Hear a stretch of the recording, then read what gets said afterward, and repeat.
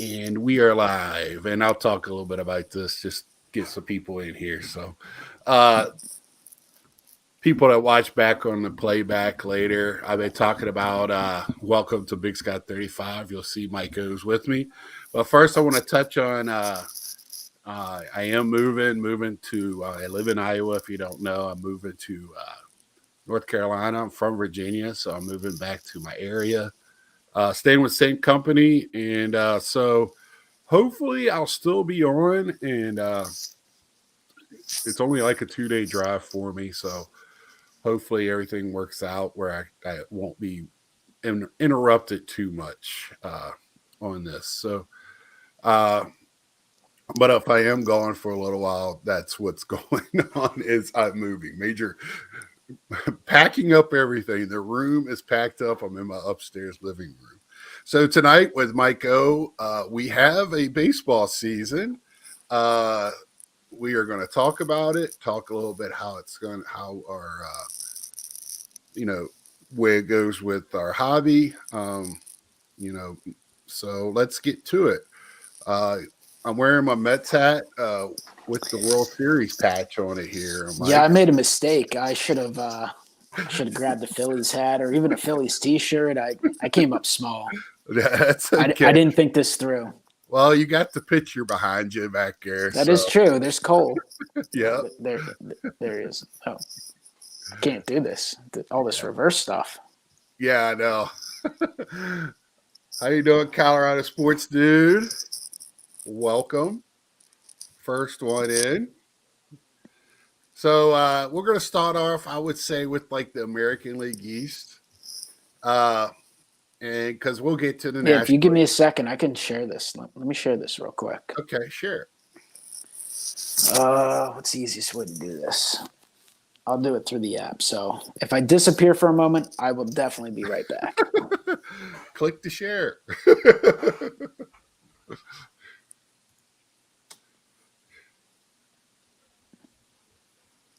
Can you still hear me at least? Yeah, I can hear you. Oh, I just sweet. got a blank screen beside me.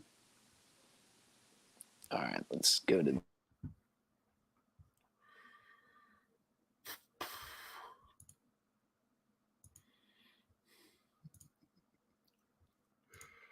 I'm having fun with the screens.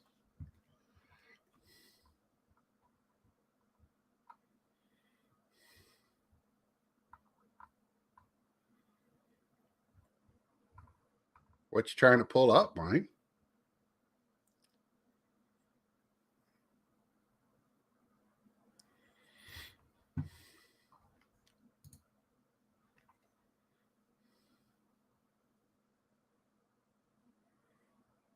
Are you still there? Uh-oh, we done lost Mike.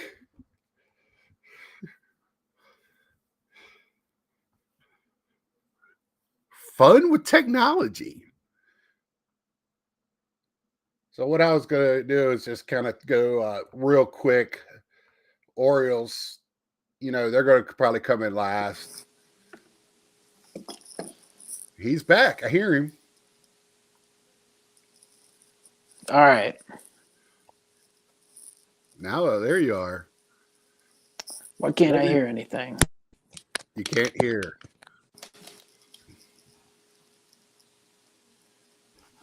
Hi, Test, test, James. test. No. I can hear you. All right, test, test, test. Can I you can hear hear me? you. Because I can't Yeah, hear you. can't hear me. You might need to jump out and jump back in. I'm going to leave. Let me back in. Yeah.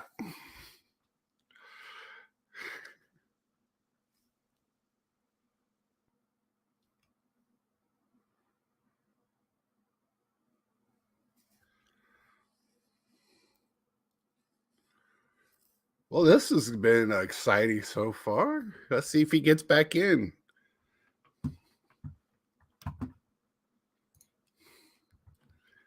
How you been doing, James?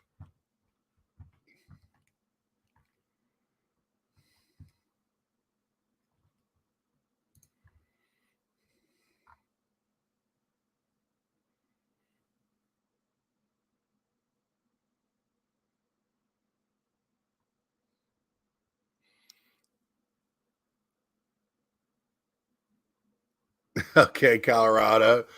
You like, woodworking. March Madness. Yeah. Let's get Mike-O back in here. Can you hear me now? Yeah, I can. Okay. Sorry about that. No, that's okay. Here's the thing.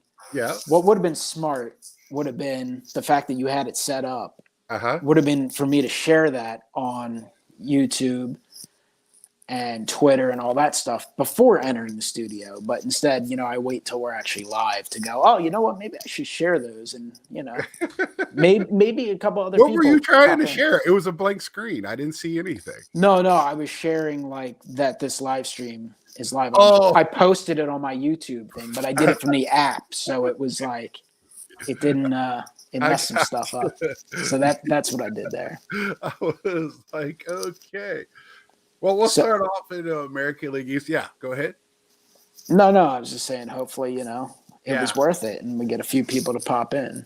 Yeah, hopefully. Well, in the American League East, with the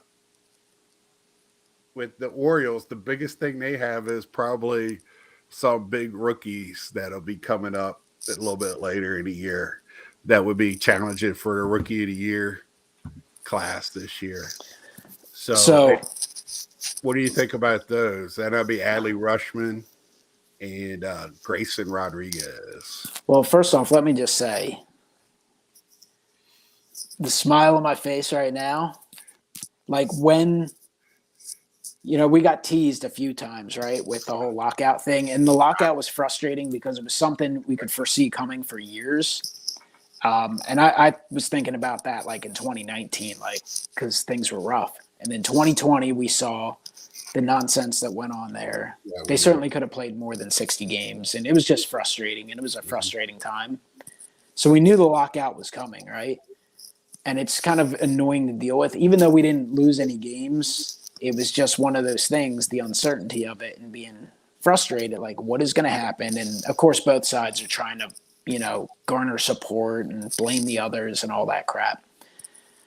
We got teased a couple times in that final day. Like I was like, all right, we don't need this happen again. And once I saw that it finally happened, like I was smiling for like 5 hours straight. It was just such a bunch of positive energy to be like, all right, we don't have to deal with this crap for at least another 5 years. And hopefully they made strides that when the next one comes up, they reach it ahead of time, like they oftentimes do. Right. So that was great for many reasons. Obviously being in the hobby, but I mean, just looking forward to spring. I mean, It feels like it's been forever since we've had a normal baseball season, with 2020 being whacked out, and even last year with no fans for part of the year and all that. So I'm thrilled that baseball's back for sure.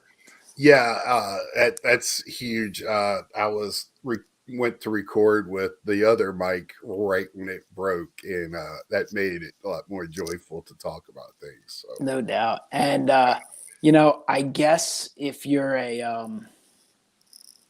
I don't know, if you're an Orioles fan, maybe you're not thrilled the season's coming. No, I'm sure you are. But honestly, I was thinking about it the other day. I'm like, man, that division is so good. Like, they might struggle to win 50 games. Like, they're in rough shape. You have Adley Rutschman. I know he has a little setback. I didn't really follow up, but I know he had some sort of little injury that could hold him back a little bit, which, might be a convenient excuse for them to hold off bringing him up. Right. And I know Grayson Rodriguez is a decent prospect, but, I mean, is there a bigger lock in baseball than for them to finish in 5th place? Right. Like, I mean, I just don't see any hope. Like, I think if they win 63 games, it would be a great season for them.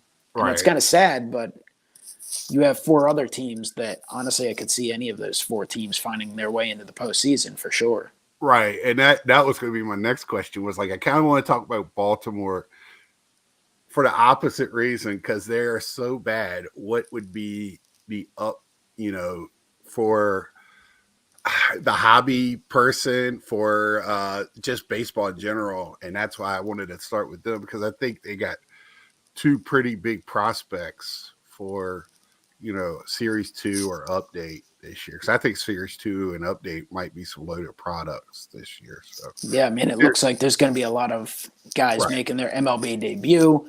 They make it early enough, then you can see them in one of those two products for sure. And I Right. mean, the Orioles, like, you have Ryan Mountcastle. He's one of the better rookies from last year, but he didn't really get as much hobby attention as you would expect. Right. Cedric Mullins, he was the kind of the guy in his rookie year that people are like, oh, I got another Cedric Mullins. And he's turned out to be a really good player, but playing for Baltimore, not having a lot of on-field success, kind of hampers the market for He some of might those be guys. the best center fielder in baseball right now, Cedric Mullins. I mean, it's just a shame he plays in Baltimore, and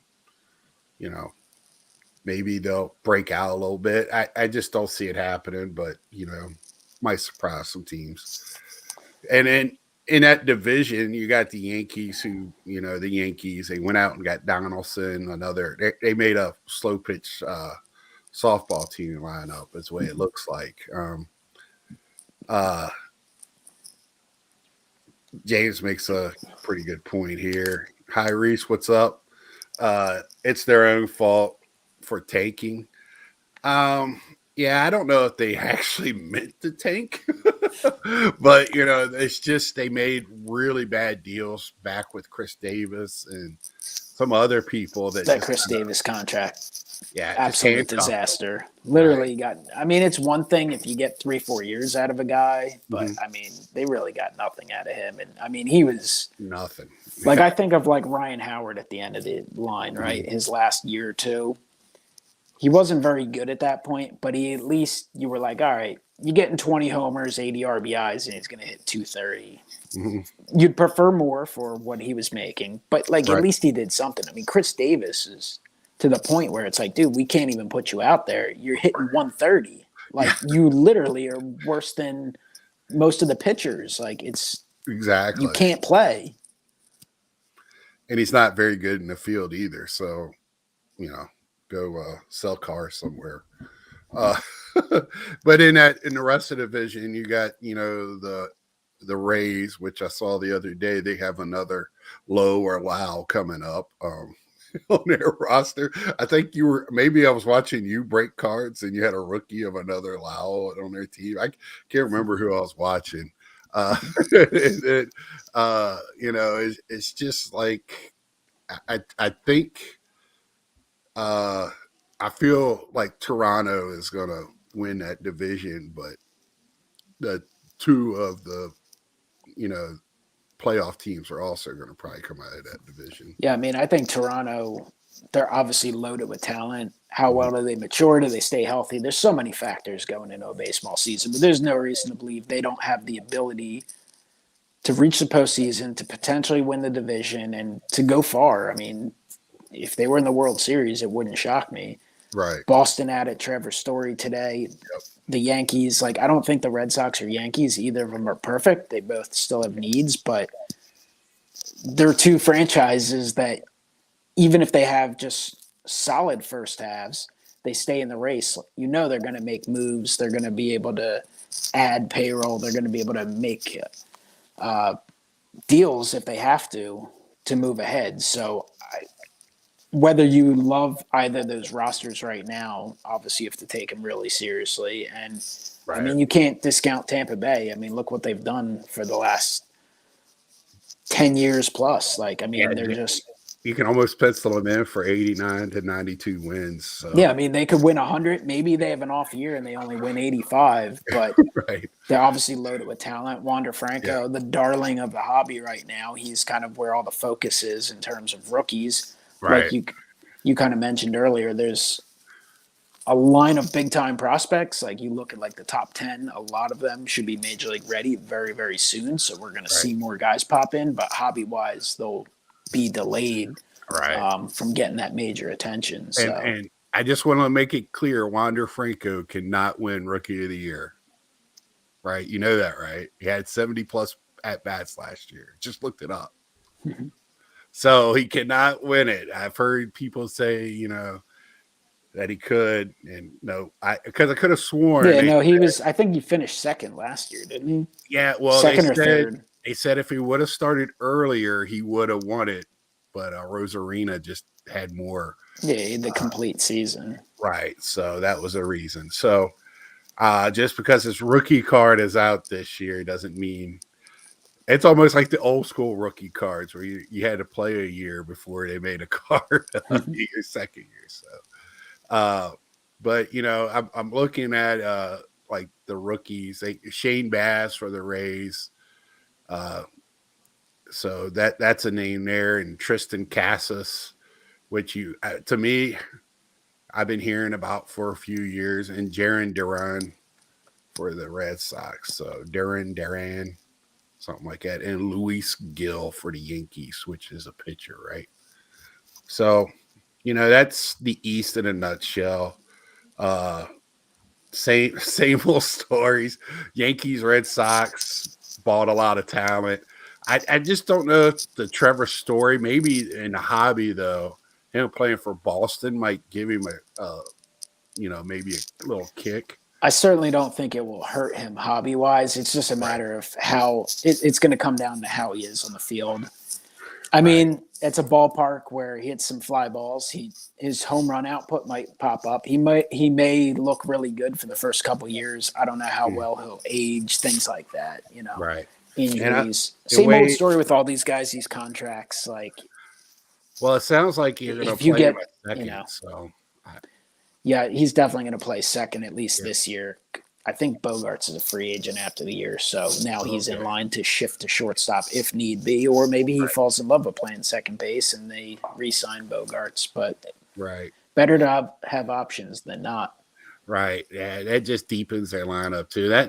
That's what Toronto did by adding Chapman. Chapman had an off season with coming back from injury, so maybe he gets a bounce back year, and if they do, that's a plus for Toronto. But if he keeps his defense, it's still a plus because he's excellent. I actually thought there was a decent chance the Phillies might pick him up because there were some rumors they were connected to him, and I think he's one of those guys. Some people think if you look at his numbers, he's not as great offensively as I think some people might think he is. I mean, he certainly has the power. He's just not consistent average-wise. But I was like the defense alone, which is something that certainly gets ignored in the hobby. And then even baseball-wise, you're more casual fans. They don't really think about defense until that defense costs a team a game or a big game.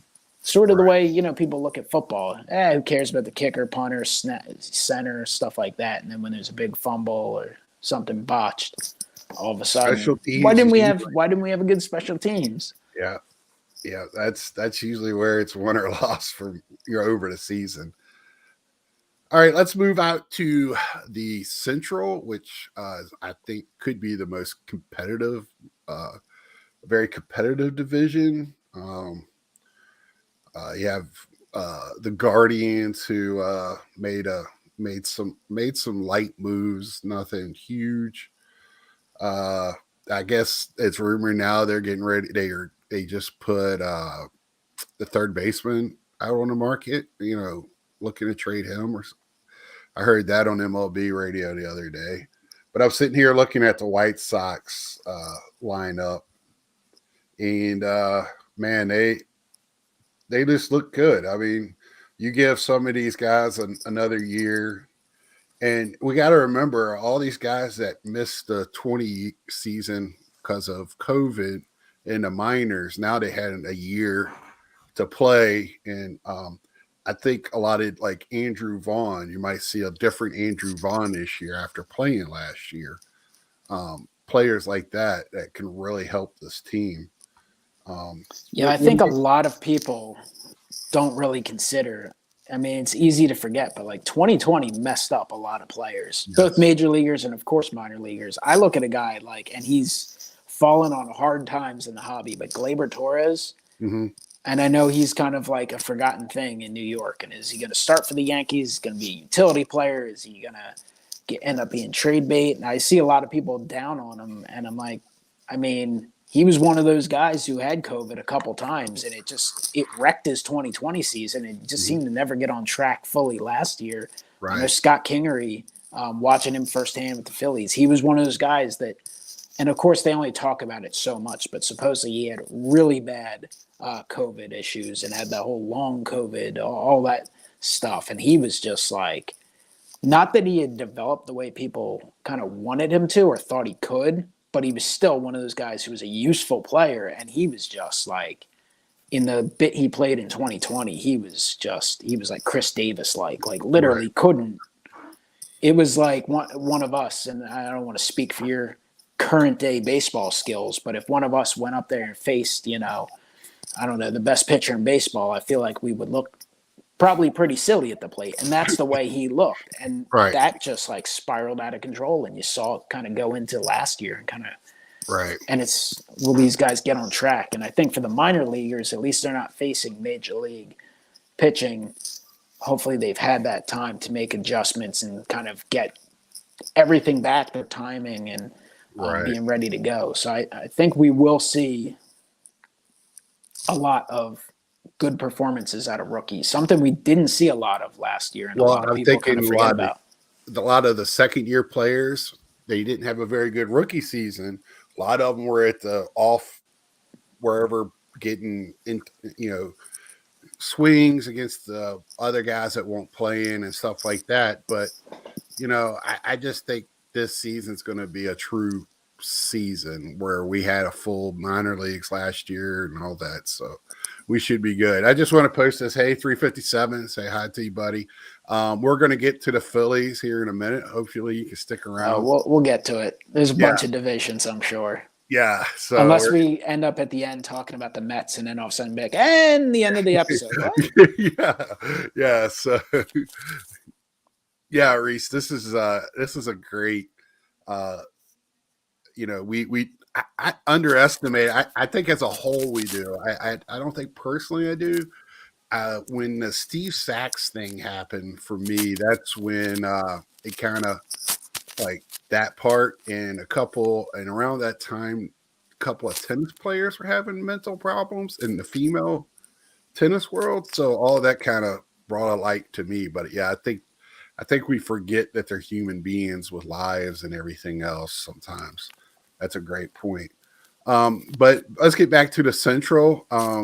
So we got White Sox. Let's see.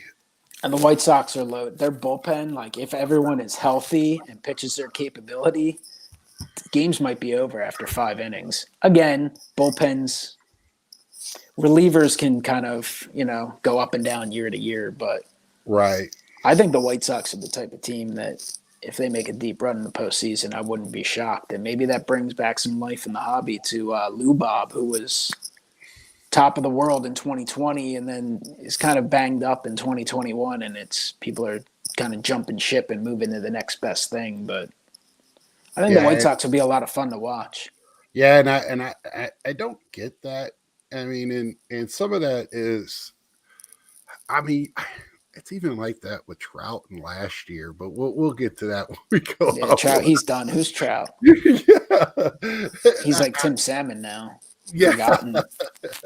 Yeah, he's going to go to Baltimore and get the big contract. But anyway, so Milwaukee made some moves. I kind of thought they might try to I was listening to MLB and actually, it was somebody made a great point on air with Voight, but he ended up going to San Diego, being in Milwaukee. Did really Milwaukee make any moves in this offseason to better themselves? Brewers, Andrew McCutchen. Yeah, that's right. He crushes lefties. He's not the player he once was, though. Right, and I think, what did they say? They're going to run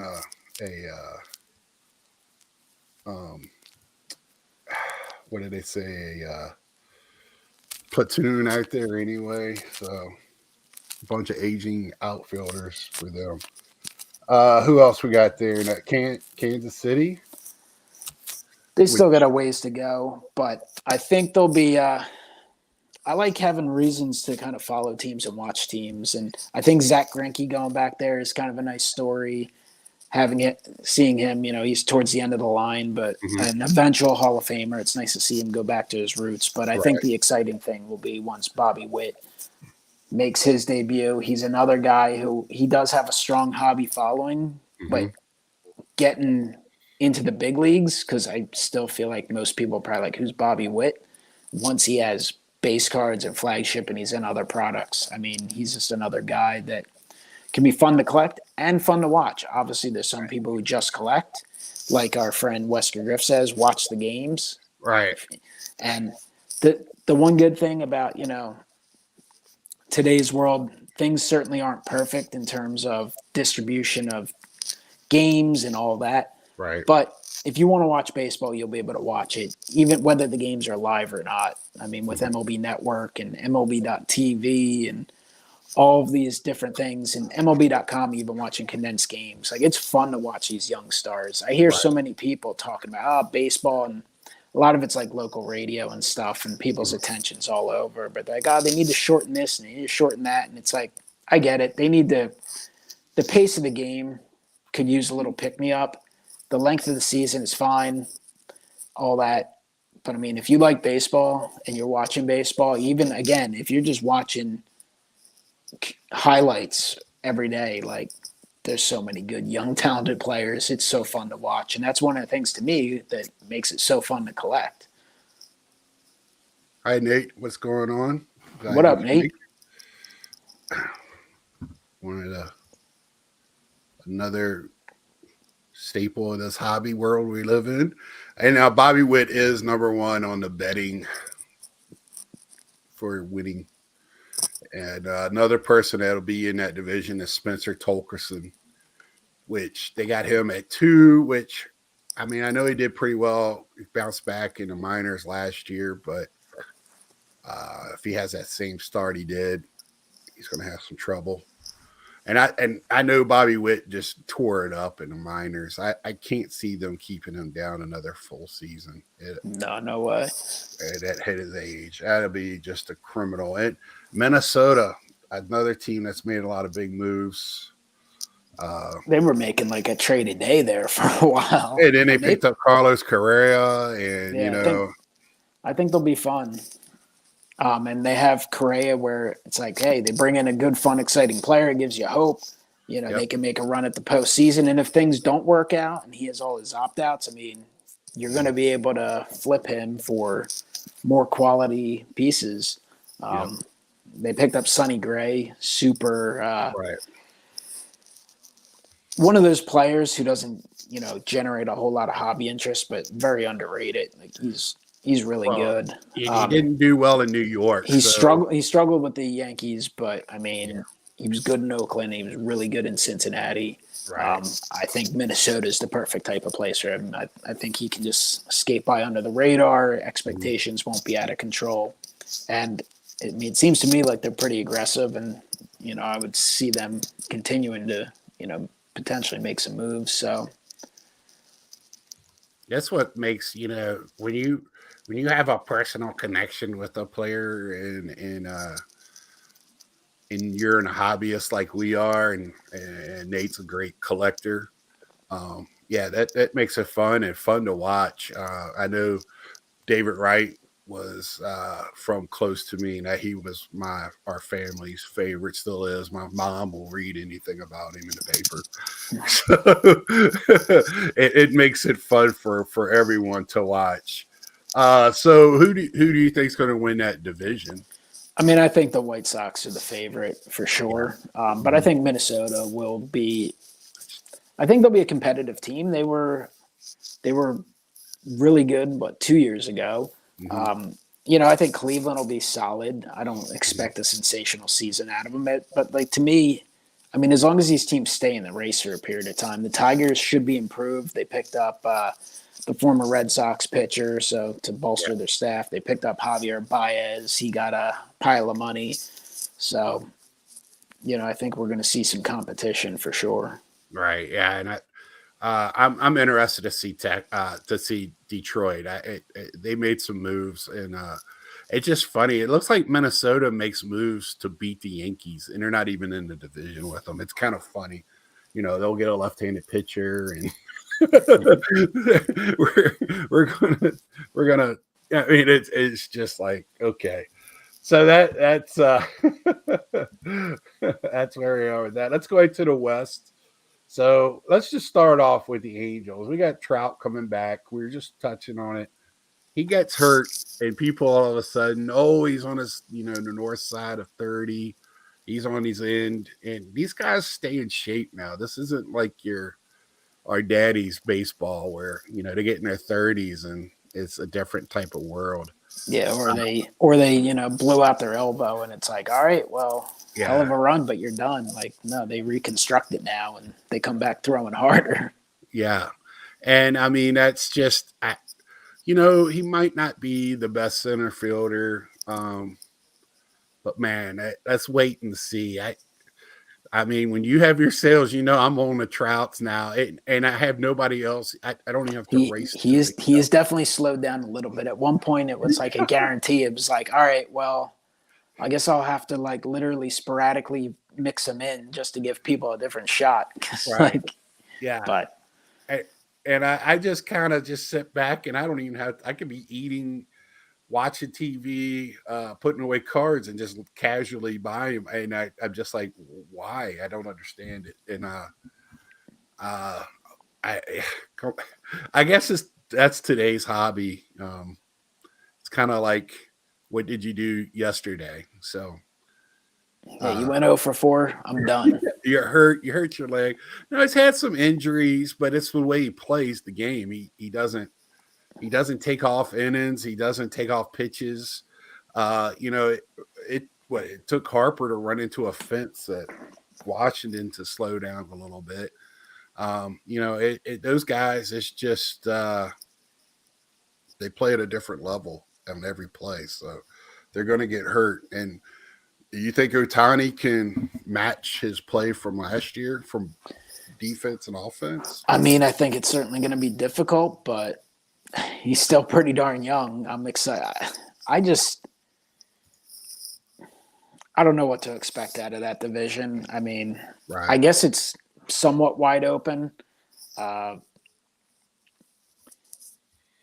I just really would love to see the Angels field a team that would reach the postseason. It would be really nice. I mean, I know Trout's had one postseason. I think they got swept by Kansas City one of the years that they Right. went to the World Series.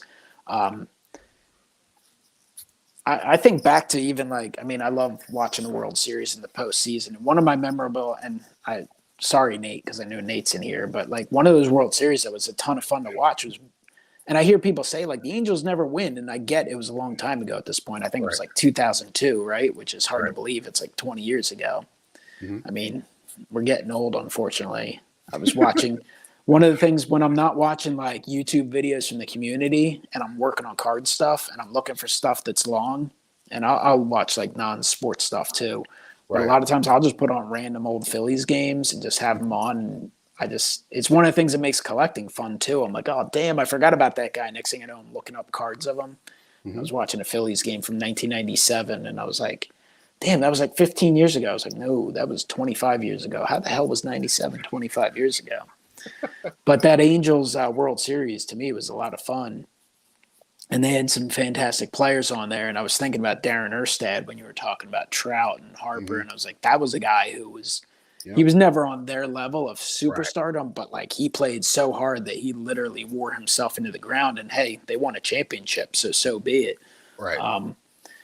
But damn, it would be nice to see the Angels and that rally monkey in Yeah. the postseason again and see Trout and Otani and some of the stars they have. And Right. they've added some pitchers, but will it be enough? I don't know Yeah. about that. We'll see.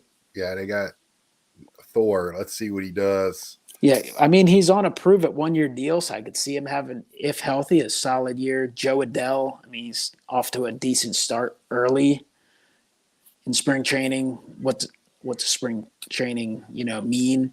Um, but we'll see. I mean, I think for a team that's been so unrelevant in terms of baseball postseason play, the Angels have been like the highlight of the hobby for a while with Trout and Otani. So And, it is kind of bizarre. and it's not going to make it any easier. The Astros are still good. The Mariners got better, it seems like. And the Mariners are like hell bent on trying to end their longest drought in baseball Right. for no postseason. I'm actually surprised, and they were aggressive, and they added some pitching, and they added some players. They made a really nice trade with Cincinnati. I was kind of surprised they didn't go one more. Yeah, I saw. Should I reenact the tears? But I was actually looking. I was working on some stuff I was listing on eBay, and the Ginter Chrome color refractors. And I was like, "Damn, this Joe Carter is really nice. A blue refractor it matches the Blue Jays." I was like, I'll list it." But a lot of times, I like keeping his stuff just to remind myself of that sad memory. Yeah. But the Mariners, like, I'm kind of surprised they didn't add another one, but they'll be in it. Like you said, Houston, I mean, they've been in the World Series, 3 times in the last half decade, so you can't count them out. They're obviously the favorites to win the division right now. Texas Rangers went out. They were aggressive. They signed 2 of the top 10 free agents. Yeah. I mean, I don't know if they have anyone to get anyone out, but, I mean, every division and every division you look at the positives and you're like, oh, this team, and obviously things I think evolve. Texas is more looking like 2 years out with their signings, so – they're getting them now to build around. They have the new ballpark. This is going to be the first year where they should have like no restrictions. Obviously, they want to sell tickets. I know they lost a season ticket holder and that guy who makes videos that was on your channel a week ago. Right. So we'll see. Yeah. So who in the American League comes out? I think we both think Houston is going to win that division. It's going to be 3 division winners and 3 wild card winners, right? Top 2 division winners will get buys. I believe that's the playoff format. And then the first round is the best 2 out of 3 now, I think, instead of 1 game. So yeah, I think that's what I read. So who do you got to have deep pitching now, and you got to have a bullpen. I mean, that's the name that we're kind of going back to those days. So who do you think is going to be the World Series representative for the American League?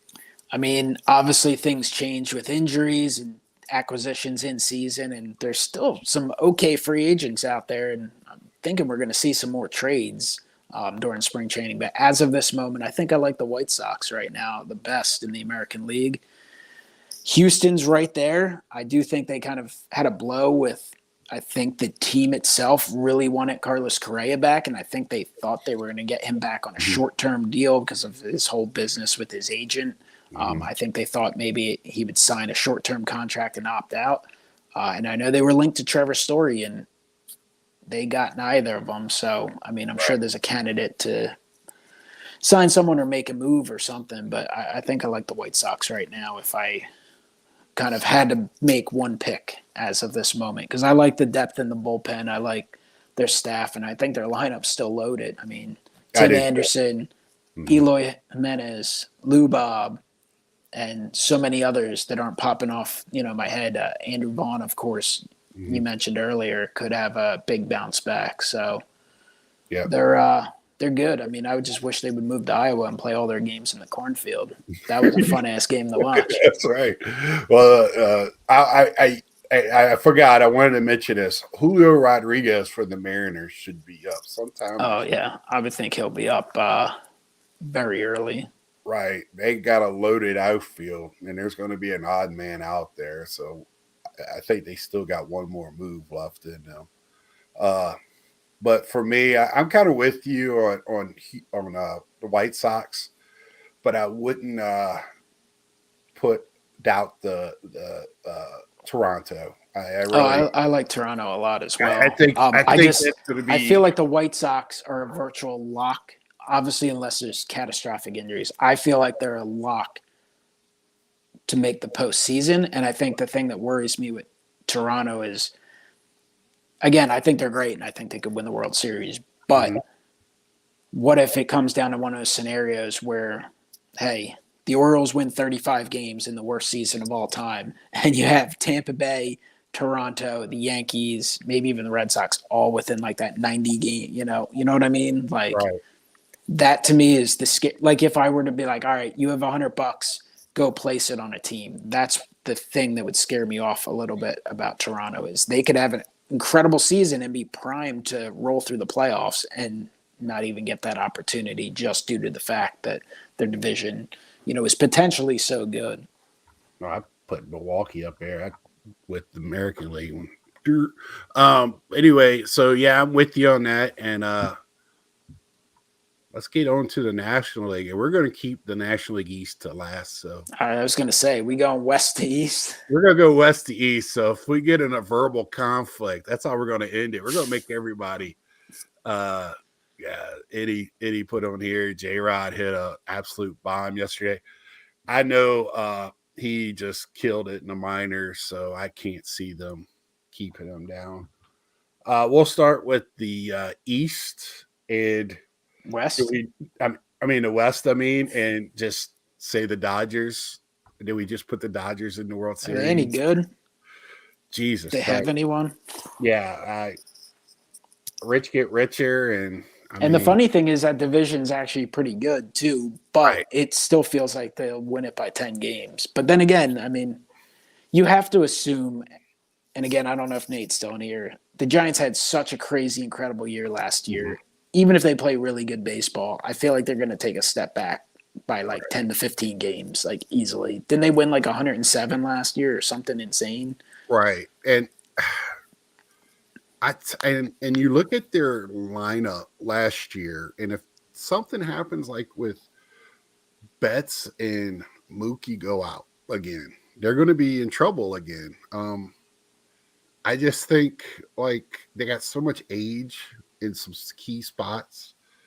I don't know. And also some of their pitching, they're not bulletproof by any means, but I think by far they're the best team. And people are talking about it could be the best team ever. I think they should go look at some history books before they. The lineup is pretty good, though. For the Dodgers, Trey Turner, he's a potential. He is a batting champion. Right. He steals a ton of bases. He has power. Mookie Betts has won an MVP. Freddie Freeman has won an MVP. Like, it's just mind-boggling how good their lineup is. Probably some concerns with the starting staff depth-wise for sure. The bullpen has lost a lot of key pieces as well. They lost Jansen. They lost Corey Knebel, who was really good down the stretch of them last year. They lost Joe Kelly, who's been, super involved in their bullpen the last few years. So we'll see, but those are things that they can fix and make additions, at some point in the season. Their offense alone will keep them. I feel like they win 90 games, even if they have a 6-point ERA as a team with how good that offense has been. So they do look like the clear favorites in the division. San Diego is still, I know the shortstop is out for a period of time, but he will be back, and they still have a pretty strong roster, and they seem to be active in terms of trying to make moves. They've been unsuccessful to really land as many guys as I think they expected to. They picked up Luke Voigt, I know, but they're the type of team I think is going to still make some moves. Like, they're a threat to make some trades during spring training. They've been talking about moving a few of the guys like Will Myers and Eric Hosmer. They've been – those contracts, man. They've been trying to find a way. I think they're the types of guys they would even just kind of flip for other bad contracts that are maybe shorter term or a different need they need. Giants are obviously, I would think, would be solid again. The Rockies, that's a baffling franchise, but the Giants do have a favorite in Rookie of the Year in the betting pool, Joey Bart. We'll see how he does. I know he had some struggles before. We'll see how that works out for him. They also have it's all on him this year. No busters. So yeah, he don't have a parachute. But they still have the other catcher that caught all the shutouts last year. He's still there. That's a great point. 357. If you're into betting Dodgers, look for the best matchups. You might win some money on that. I used to do that back in the day. Yeah, they'll probably be favored like 149 times this year. Yeah, you're just going to have to wait and see. Like, a day game where a pitcher stinks and the batters hit well or something like that. So, or one of the pitchers just doesn't do well against a certain lineup. So we both think Dodgers hands down out there. Just going to walk away. Let's see. Then we'll go to the Central. Cardinals. Well, first off, let's stay out in the West for a minute. What did you think of the Chris Bryant move to the Rockies? Well, Chris Bryant was very also linked with the Phillies and kind of knew the Right. Phillies needed to add a couple hitters for sure, a couple outfielders potentially. And like Chris Bryant was the name that was like, you would hear a lot of people talk about it. And I like Chris Bryant, and I was kind of like, oh, it'd be exciting for them to sign him. It'd be a superstar caliber name. But ultimately what they got ended up getting paid 2 players for less money than Chris Bryant got. And like he was linked to Seattle. He was linked to a few other teams. And it was kind of like the Rockies popped out in those last few days. And I was like, I don't get it. I don't see how it makes sense. I mean, I get it from his perspective, right? He gets a ton of money. Denver's a kind of a cool city. Outskirts of Denver, some awesome places to live. Right. I mean, numbers-wise, he should be able to boost his numbers a little bit, home run-wise, stuff like that. But in a division with the Dodgers, also with teams like San Diego and San Francisco, I mean, I guess you can compete with Arizona for 4th place, but I don't really see a lot of hope, at least in the near future. It's a 7-year contract, so who knows what happens in years 5, 6, 7. But years 1, 2, 3, 4, I feel like you're in a tough spot. And from a Rockies perspective, I don't get it. You literally downgraded your defense third base-wise and arguably offensively. Like, you had Nolan Arenado. You paid money to the Cardinals to take him. Right. Then you had your next homegrown talent, Trevor Story. You declined to trade him last year when you weren't in the pennant race you could have gotten a prospect. Would they turn out? Who knows? But it would have been capital, right? You could have had a player that either could have helped you this year, next year, or used as a piece to acquire someone else. You decline that. You let him walk in free agency, and then you give a ton of money to Chris Bryant, who I like Chris Bryant, and he had a pretty solid year last year, but he wasn't exceptional. He wasn't an MVP candidate like he was a few years prior. He obviously had a tough 2020, but you could throw that out the window. A lot of guys did, and I don't know. I guess I'm like most people. I kind of don't get it. Yeah.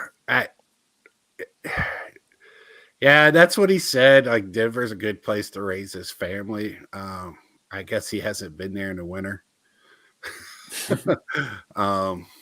So I don't know. It was very confusing to me because that, you let the GOAT walk, you trade him, you run him out of town, the fan favorite, and then Trevor Story, because at that, Trevor doesn't want to be there, so it didn't matter. And like you said, they didn't trade him kind of out of spite, it felt like. Rockies are a frustrating disaster that I've been excited for until this last 2 years or so. Yeah, it kind of feels like they don't know almost like what they're doing, much less what direction they're going. If I was I feel like they just like do like fan online surveys and like, well, I guess fans want this guy, so let's go do that, which, I mean, it's important to satisfy your fans, sell them tickets, but it's also important to build a franchise that can, win once in a while. So it was kind of a weird move for sure. Yeah. And so now let's go out to the Midwest here with Pittsburgh. So Don already told us that Pittsburgh's going to suck, so I don't really need to talk about them.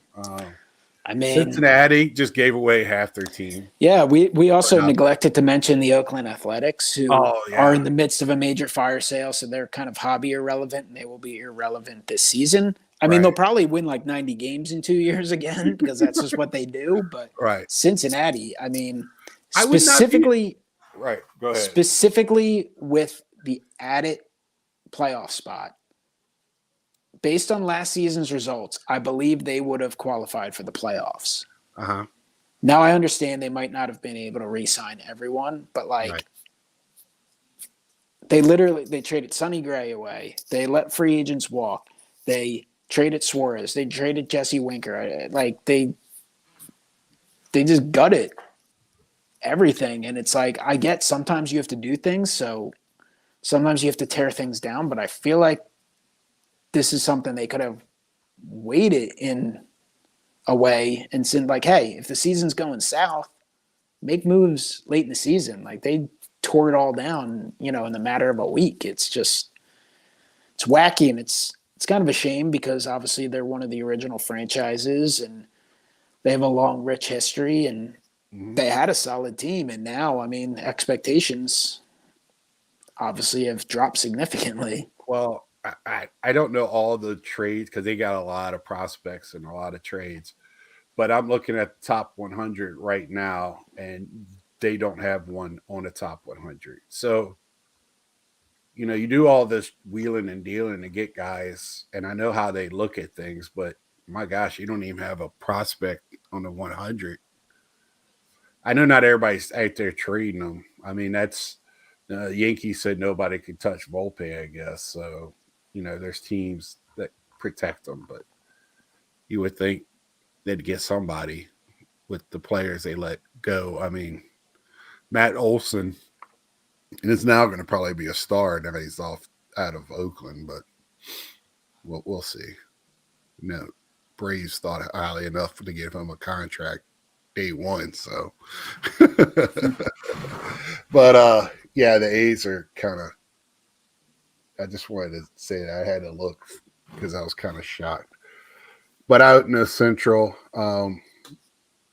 who the Reds gave away everybody, like we were talking about. Did they get anybody? Are they just going to play a minor league team and let Vato play out his career? Or I think so. what's going That's on? the way there? it looks. Yeah, I mean, they do have Hunter Green scheduled to come up. It would be nice to see, what he has because he obviously has had some injury issues and been delayed due to that. And that 2020 thing, another guy, not good for him. Right. Yeah, But, I mean, it doesn't – a lot of times teams retool and it feels more like an A's thing, just tearing it apart and just put together a roster and kind of see what happens. So – it's kind of a weird division. I mean, the Cardinals are obviously they're a steady franchise, and Milwaukee still has an opportunity to have another strong year. But the Pirates are in that rebuilding phase. They have one of the better rookies that's available in products right now. He's in Heritage, O'Neal Cruz. He came up late last year. Didn't make Series 1, but was in Topps Heritage. So we'll see how he ends up performing and if he can create some hobby buzz. But obviously Cincinnati's completely rebuilding as well. Yeah. And they're really going to be kind of hobby irrelevant. Are they rebuilding or they just don't want to have people in the stands? I don't know what they're doing. A little bit of everything. Yeah. We got a beautiful ballpark coming out for that. We don't even have to be playing. It's going to be the same thing. This, Don, is a great point. And of course, the Cubs are also in rebuild mode too. I mean, but they got the guy from Japan, right? They did add, a player, C.A. Suzuki. So. But it was just weird how Chris Bryant, Kyle Schwarber, who the heck else was it? A third guy, Javi Baez, all guys who are key in their World Championship, all signed big contracts this offseason. Right. But they went ahead and traded those players ahead of time and moved those players. They didn't pull the Rockies and just be like, oh, you know what, we're not going to trade you. We'll just let you walk in free agency. These guys got your number tonight, man. He gets his card all the time. Well, O'Neal Cruz is ranked number 1 in the betting odds, 357. So with the Pirates, we'll see what goes on there. But yeah, Don, I thought the same thing when the players are sitting here yelling and screaming. They wanted more competitive play, but on the other hand, they wanted to raise the threshold, which the lower teams couldn't do to start with. So, But I just don't understand at this point, since the luxury tax essentially acts as a salary cap, right? It's right. not a cap, but Mhm. most teams operate as it's a cap. Yeah, Why not just have a salary cap, exactly. football wise? Because that way, if you have a salary cap, then you have a salary floor. Then you Right. make some of these cheap ass teams, because they do unnerve me. And I get you're going to have years where you cut payroll and you're rebuilding and you're going to retool your franchise. I get that. But the teams that perpetually do, like, that's a problem. Mm-hmm. And sure, you have a team like Tampa who does things right. Like, they do things smart. And then you have teams like the Marlins, who I guess we'll touch on later, briefly at least. Like, they just do silly things. Like, they build up some prospects and then like they're trading guys but not getting anything back, and they're refusing. They sign big contracts and then they dump them, and it's just like they do all this silly stuff. But if you have a floor, and then if you base it off revenue, then that gives the players more incentive to promote the sport, and owners and such. And then that way, hopefully, this cap would move up NFL style, year to year. I would think that would benefit Everybody. everything, make more competitive. But Granted, you would have some franchises doing stuff like trading for the right. rights to Chris Davis and his $40 million just to fill a number, I guess. But Right. still, like, Well, you're gonna have that anyway. you got the soft cap, whatever, and then you raise the minimum, and which I guess comparably speaking to the other sports, they had a gripe. Uh, get as much money as you can, but you can't have it both ways and on the side. You just it's just so many teams and so many players, and it's tough to do, and it's such a long season. So it's to have it even all the time. They went after the Pirates a few years ago because they won't spending the money, and maybe they need to like try to find out how to better it from the inside out. But to have all the teams, because I could as much as I love baseball, football does at the beginning of the season, everybody has hope. Where in baseball this year, does the Marlins have hope? Does Colorado have hope? There's certain teams that just Pirates, they're just going to be going through, and if you play for one of them, it's got to be tough, got to be. But anyway, on with what we're talking about. So in the Central, who do you think is gonna Cardinals? I mean, admittedly, the Central's probably the division I've paid the least amount of attention to, but Right. I think by default I would just go with the Cardinals. But Milwaukee's pretty good too. I mean, obviously Corbin Burns had a great year last year. Their Right. starting staff, their bullpen is still looking really good, though. You never know if they're going to make moves. Is Christian Yelich going to finally have a healthy year? They definitely have some guys who can play Right. offensively, but I would think those are the two teams, really. I mean, everyone else is kind of in full rebuild, rebuild, everything kind of mode. So I think it'll be a fairly tight race between those two.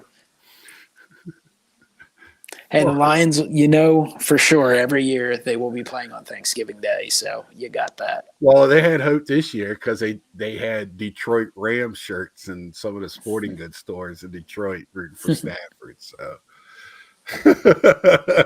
I saw that. That was funny. So let's go to the East. How about them Marlins? How about them Nationals? Marlins. Yeah. So the Nationals have Keibert Ruiz, which is number 4 on the list for rookie prospects, and 7 down is Bryson Stott for the Phillies. Edward Cabrera for the Marlins is on the list. So actually, Nationals got a couple on here, but we won't go that far down. So the Marlins, they do got some young players. They gave the Mets some fits last year. Of course, I watch most of the Mets games,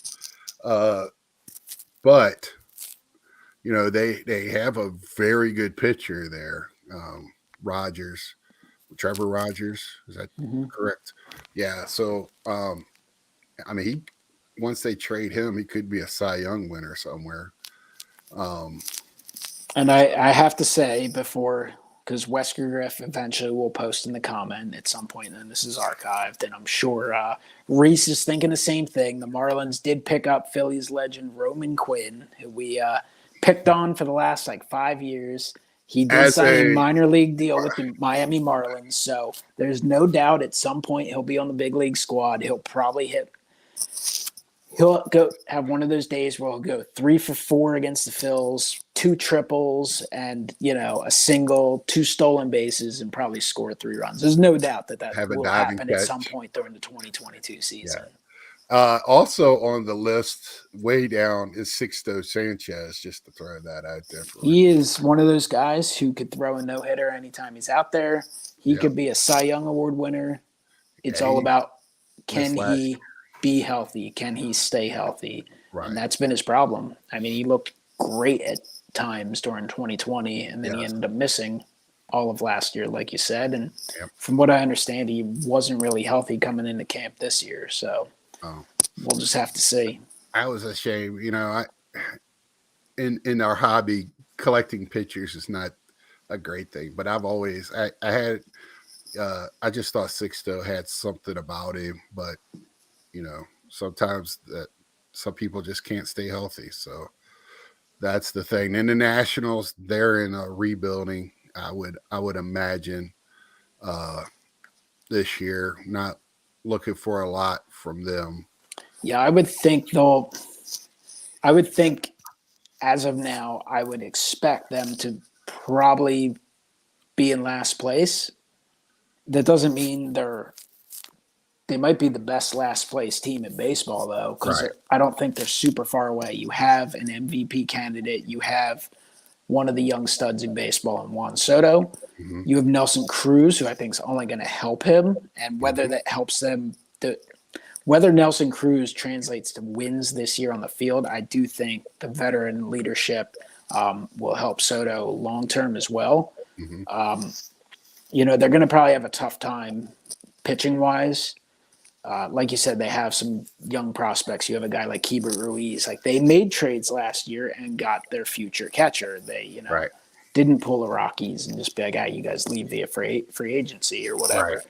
So they have pieces, and I think they'll build, and I think they have the type of team that can build fairly quickly, get experience this year, add some pieces via trades and potentially free agency in a year or two, and kind of find their way back into the race. But I would think this year they'll take a step back, but they'll still be fun to watch. I mean, Juan Soto's must-watch young baseball, and they'll certainly find a way to compete against the 3 teams that, I suspect will be competing for playoff spots in the division. And don't be surprised if Nelson Cruz hits 40, 45 home runs there, because once it gets hot there in Washington for right-handers, that ball jumps out towards the bullpen out there. And I think he's still motivated because he still has that opportunity at 500. I think he's 51 home runs away. He's right around there. So if he can make a big dent in that this year, then hey, you come back for one last season, get to 500, and walk off into the sunset. Yep. Yeah, and supposedly, I don't never talk to the man, but I guess he's one of the great guys in the sport when it comes to players and stuff, talking to other guys and everything. So seems to be a good guy. Go ahead. No, I was just going to say, I think the Marlins have a lot of young talent. Whether they can stay healthy and whether they have enough pitching, I don't know. They did sign Jorge Soler, so, I mean, he's a guy who a lot of people are like, he came out of nowhere and was World Series MVP, but a lot of people forget in 2019, he actually led the major leagues in home runs in Kansas City. He was the home run champ. And he always had that potential with the Cubs and never quite kind of reached it fully, and then he just went bombs away in Kansas City. Was having a tough year last year. Got to Atlanta, playoff environment, and just unloaded. But the Marlins do have some good young players. So I think you said that they gave the Mets fits. They've given the Phillies fits for like the last 5 years. So Well, I think the Marlins last year was one of the best fifth place teams in the league, to be honest. Me and my dad were talking. You put them in a couple other divisions, and they would have been right in the middle. Not a playoff team, but and you get though to they play. did make it in 2020, they got that little taste Yeah, of playoff baseball. Granted, I mean, right. half of baseball got in that year, maybe more. I forget exactly how many playoff teams Right. made it, but like they, they played solid baseball in 2020, and I mean, if they were in a weaker division, if they were in the Central, I'd say, hey, they could Right. stay in it at least late. Mm-hmm. I just think there's a lot of competition Mm-hmm. atop the East, and obviously those three teams are all spending a lot of money, and it's something the Yeah. Marlins just won't do. So we're just going to go ahead and talk about the Mets real quick because I think they're going to be the third place team. Even though I love them, I do take it. Man, I thought you were going to say, oh, they're going to win 137 games. No, I think they're going to make the playoffs, but they did go out and get extra pitching to keep in the minors because they know they have Scherzer and DeGrom. So, and they have a strong rotation. What are they in the betting odds? I bet they're number 2 in the NL for the I pennant, have not looked at that. Dodgers got to be the monster favorite. Yeah, and there's a lot of people picking the Braves in the East, but I'm not. You'll be surprised. I think I just think the Mets, they made some moves. They got Starlin Marte, but they're dead set on hitting what's his face in the third slot or second slot, and it looks like they're going to move him to the third slot. The shortstop, or he should be batting 7th or 8th. So, the health is definitely, James, the issue with the Mets. I think the thing that surprised me is they obviously made a lot of big moves, but I actually thought they would do something else really big post lockout. And I did too. I kind of kept waiting, and it just hasn't happened. And I think the problem, because I saw like a projected lineup the one day, and now I'm like blanking on it, but I was like, oh, that's not as strong as I was imagining it being. Right. And the problem, and we've seen this with the Mets before a long time ago, they had all the eggs in the three. Well, we've seen it a few times, I guess. But you had way back in the day with Paul Wilson, Jason Isringhausen, you had Generation, whatever they called them. Right. I forget what, Generation K or something. Right. I think you're right with that. Like they got banged up. Right. And then even a few years ago with when all your strength is in the pitching, if you get to October, you're in a great spot. Mm-hmm. But if you put all your eggs in that basket, and a guy or two goes down and it snowballs, that's where you run into problems. Right. And obviously DeGrom last year was incredible and then missed time. And it's hard to help the teteam when you're not. Let's see what happened. What happened? Oh, they took away the sticky stuff, and then his arm went. And then, Scherzer, Scherzer's been incredible, and he's had a great career, but he is 37, and he could have 3 great years. I don't know that I'd go year to year with him, but when you do get to an older age, you do have increased risk, and you have to wonder. But he's been incredibly healthy and durable. He's one of those guys who had a 7-year contract, and it was perfect. Out of all the guys you would have never suspected, he missed his outing in last year in the playoffs. So with dead arm, that really scared me, and for them to turn around and give him that contract, I don't know. They know more than I do. I'm sitting here, me and you just sitting here chatting on a Sunday night, but I will put my money on Scherzer. Those two guys.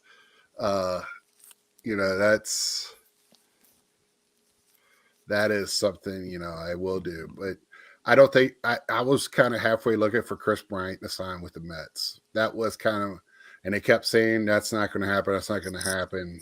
And that made me think even more they were going to do it. Uh, it's just, we'll get to this question. Great question. We'll get to that in a minute. We'll finish up with here. But yeah, that they just didn't make enough. That if you want Kaha as your starting outfielder, I just don't know if that's the answer. I think they'd be better off if they could resign Conforto, but that's just me. He is but, still out there. There's still a possibility. He's probably the top free agent left, I would guess, position player wise. Couldn't have his story signed. But he's got Scott Boras as his agent, so yeah.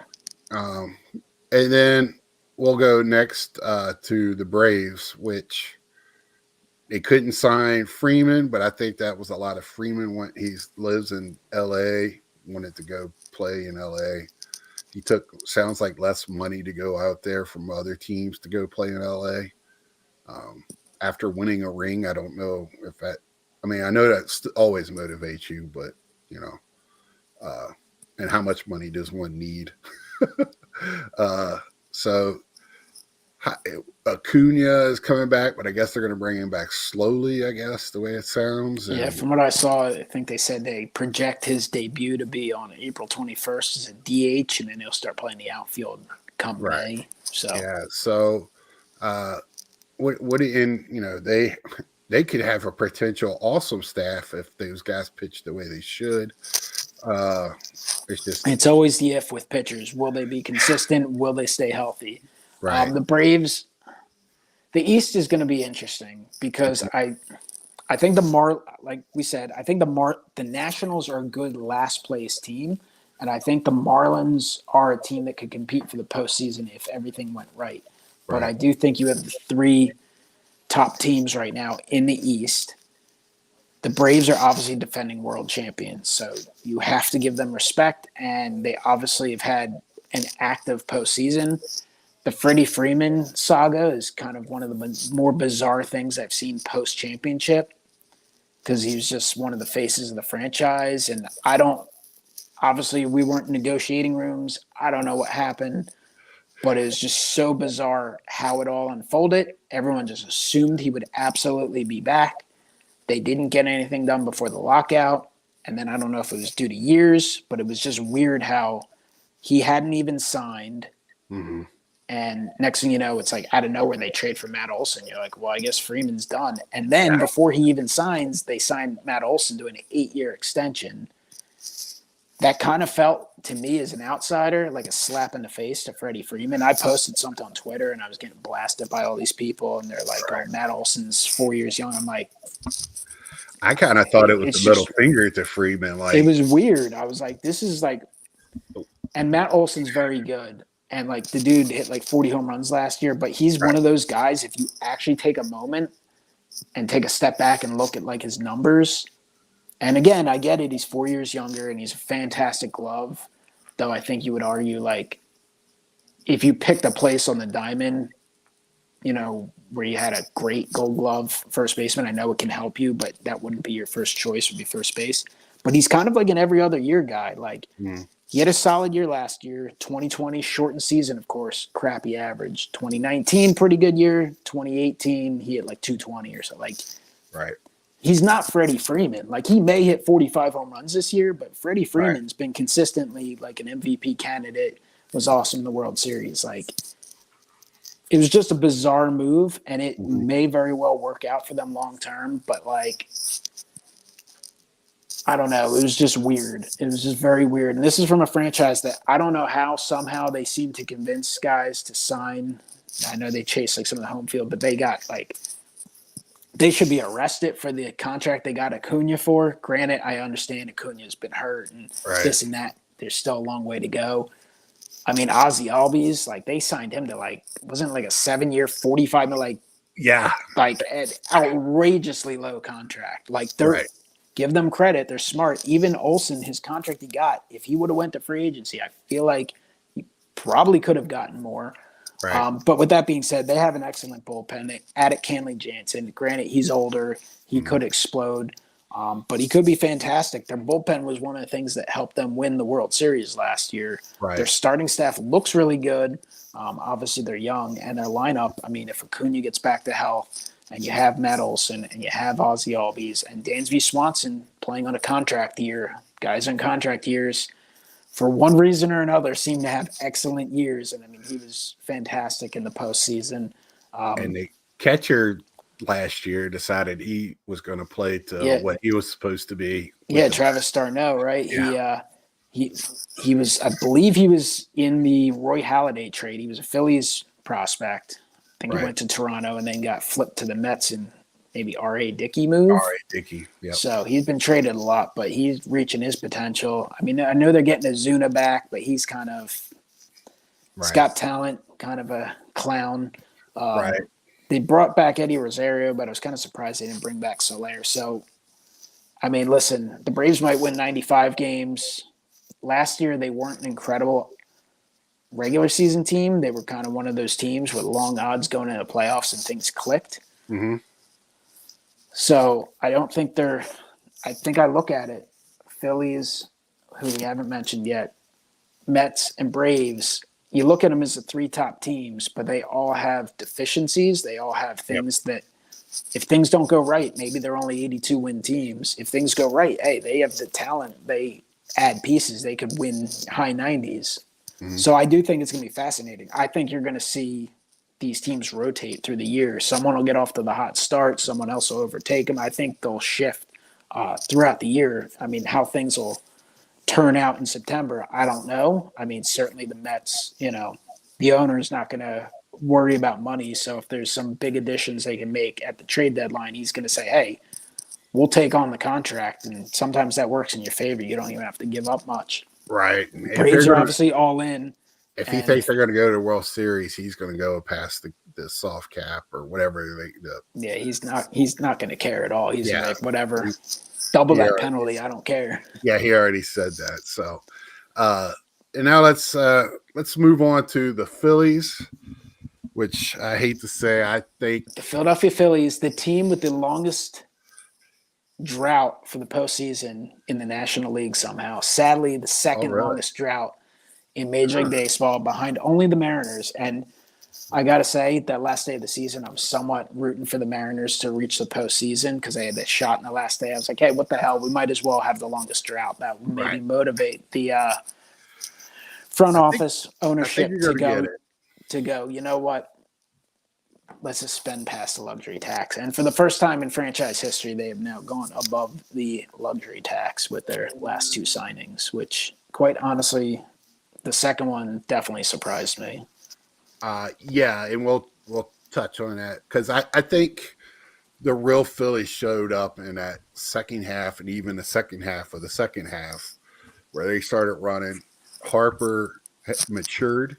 I think he showed that he matured last year to be the adult that he can be and it put a team on his back. That was pretty. He had an amazing second half to a season last year. What did, as a guy that watches him every day, what did you think about how Harper played last year in the second half?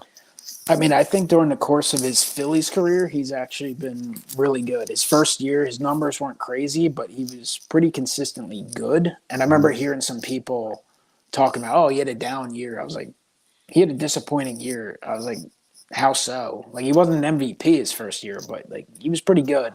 Right. He was good during the 2020 season. Of course, shortened season. But last year, he started off well. It was a little shaky at times because he did get hit in the face with a pitch. And it was like, when it happened, it was like, shit. Like, is he done for the year? Is like, you never know. What did he do? Like, what did he do? And this is when I was like, oh my gosh, this isn't the same Bryce Harper I watched in Washington. He called the dude up because the guy was so shaken, told him, don't worry about it. Like, it's part of the slipped game. Or whatever.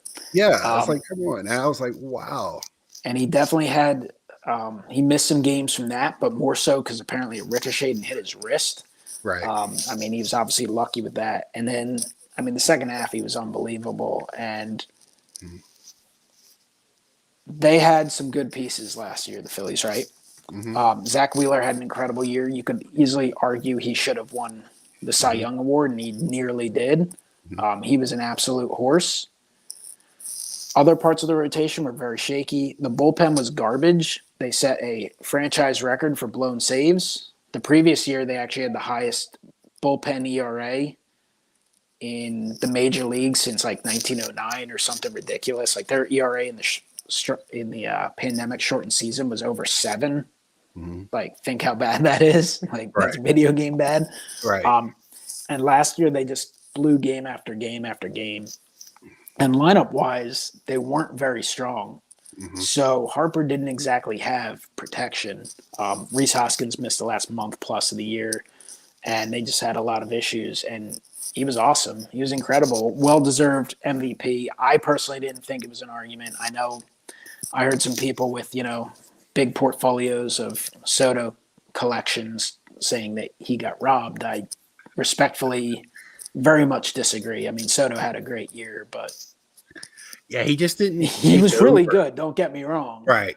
I was I think even if you factored in just like the amount of meaningful games and such, I was like, with all the problems they had, he pretty much put a team on his back, and they had an opportunity to reach the postseason with 2 games to go. I mean, it's a lot easier to walk a lot. And I'm not saying, it's not impressive, but when you tear your team apart in July, the last 2 months, being a selective hitter is great. But, I mean, Soto's awesome. But, yes. I mean, Harper won the MVP. He wasn't handed the MVP. Right. And you hit the nail on the head. Playing in bigger games that meant something. I just think. And, I mean, just like – there's all this stuff, but like leading the league in OPS. I mean, if you compared extra base hits, like doubles, homers, that stuff, like he was well ahead of Soto. I mean, Soto's on base percentage was excellent. His production was excellent. But to me, those were the top 2 choices last year. Tatis obviously faded, and the Padres completely tanked in the second half. Yeah, I am. When Tatis got hurt this year, a lot of people were talking about it like, yeah, he's a great face of the game and all that, but I think it's more because he knows how to sell himself. He's very good at that, and I guess we should have talked about it this earlier when we were talking about the West. But when it comes to like Soto and Hart, they just do it on the field. I don't want to get into Tatis too much because I'm a Tatis fan, but I don't think the same as a lot of other people about him. But we'll continue on with the Phillies. So their pickups, they got a deep lineup now. Definitely do. They probably at the very least they will be entertaining to watch. Right. For sure. So like who's betting overs? Maybe bet some overs on the Phillies. Right. So who's playing first? Who would you play at first with? I mean, as of right now, it looks like Rhys Hoskins will be your regular first baseman. Segura at second. Gregorius most likely at short, though. Honestly, if he's healthy and has a good spring, I wouldn't be surprised to see him get dealt somewhere like a Houston if someone needs a shortstop. A lot of people are down on Didi Gregorius. He had a terrible year last year. But in 2020, he was probably the Phillies' most consistent hitter during the course of that 60-game season. Not maybe their best, but like he was really good and really productive. He was injured and sick and had a whole lot of medical issues last year. And he's the type of guy who could have a solid year. But they do like Bryson Stott, who you mentioned earlier. I think they'd love to see him win the job. Gregorius is due money, but Stott's their really bigger positional prospect. Alec Boehm looks like he's most likely to be the third baseman this year. We'll see if he can pick things up. Real Muto at catcher, and then your outfield. And granted, this isn't the best defensive team of all time, but right now you're going to have Bryce Harper and Wright. Center field, you'll have Matt Vierling and Odubel Herrera, unfortunately. Those two will be the tag team in center field. Looks like they're going to platoon. And then Left field, they're saying it's going to be more Schwarber, but I think they're going to move guys around a lot. I think you'll have Castellanos starting left field sometimes, Right. Schwarber sometimes. Well, Also, I just think Schwarber will play some first that's what I base. was going to say. Was Schwarber didn't look bad at first last And year? I think those three will rotate between DH and stuff because I think Hoskins, Schwarber, and Castellanos will all kind of rotate through. I've been waiting to ask you this question all day. Putting Schwarber at first, is that any worse than having Reese Hoskins playing first? Probably not. And you can just let Reese Hoskins be the DH that he is, right? So I don't know what you do with Cass. I guess you got to play Castellanos in the outfield. Yeah, I think he'll play. I think he'll play some left field. I think it sounds like they're going to play Schwarber in left field sometimes as well. Right. Like I think you're just going to have them kind of roll around, maybe make some moves. Late in the game, I think you're going to see some defensive replacements, stuff like that. So Right. we'll see. I absolutely expect them to score a lot of runs. To be exciting, it'd be nice to see some balls leave the yard, but off the bat of anyone besides Bryce Harper, that will be a lot of fun for sure. Starting staff 1 through 5 is really solid, but they don't really have any depth beyond that. So again, like we mentioned with the Mets and the Braves, it's going to come down to health to a degree. Right. Can Zach Wheeler have another great season after logging so many innings last year? Right. Aaron Nola had an okay year last year, but he really struggled being ahead in the count 0-2. I mean, he allowed like 10 home runs when starting to count ahead in the count 0-2 last year. So whether you want to say he pitched into bad luck or just couldn't put guys away, it's going to be important for him to have a big year.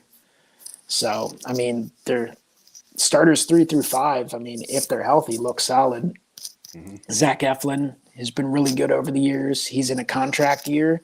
If you look next year's free agent class, it's not really good. Like he has a chance if he has an excellent like Robbie Ray like a year. I mean, I'm not saying he's going to go win the Cy Young Award, but he's pitching towards a lot of money. Like he's the type of guy who, if he has a big year, could find himself going from a $5 million contract to maybe he's getting like 3 years, 50 million. Maybe he's getting 5 years, 85 million. Who knows? Maybe beyond that, because of the way salaries are going.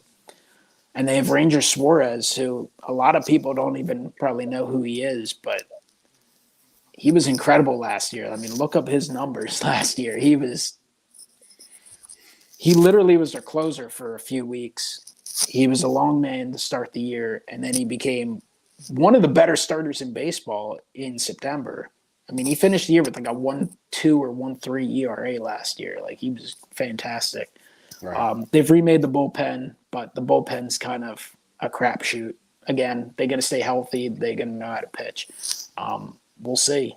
But I certainly think they will compete to potentially win the division. I think they will compete for a playoff spot. And if they can't break the playoff drought this year, it's going to be a lot of disappointment in Philadelphia, and you will get I promise, a rant video from myself and Wesker Griff following the season. And I bet Reese will agree to come on too. And Reese isn't someone you would expect to be a fiery guy. I think we'll get him fired up if things don't go well, if they don't reach the postseason, Well, so this we'll point he made, when Castellanos was playing outfield, was it in Detroit? They had an analytic saying like Detroit let the most balls drop in the outfield that was catchable in the league.